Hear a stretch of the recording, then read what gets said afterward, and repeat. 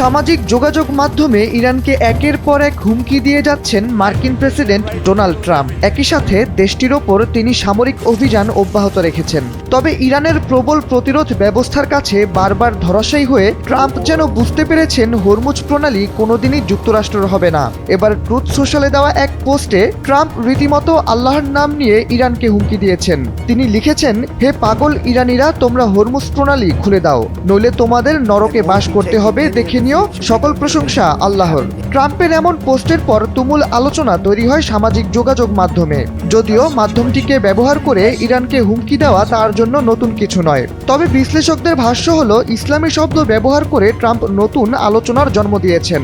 5+ star rating প্রাপ্ত দেশের সর্বোচ্চ বিদ্যুৎ সাশ্রয়ী ওয়ালটন এসি স্মার্ট কমফোর্ট এখন নেক্সট লেভেলে। এর আগে অবশ্য একটি মার্কিন সংবাদ মাধ্যমকে তিনি ইরানকে মঙ্গলবার পর্যন্ত সময় বেঁধে দিয়েছেন বলে জানা যায়। অন্যথায় তিনি দেশটির ওপর নরক নামিয়ে দেবেন। রোববার কাতার ভিত্তিক সংবাদ মাধ্যম আল জাজিরা থেকে এ তথ্য জানা গেছে। অন্যদিকে হরমুজ ইস্যুতে ইরান বলছে, যুক্তরাষ্ট্র ও ইসরায়েলের জন্য হরমুজ প্রণালী আর কোনোদিনই আগের অবস্থায় ফিরে আসবে না। দেশটির ইসলামিক রেভলিউশনারি গার্ড কোর IRGCর নৌবাহিনী রোববার সামাজিক যোগাযোগ মাধ্যমে প্রকাশ করা এক বিবৃতিতে এ ঘোষণা দিয়েছে।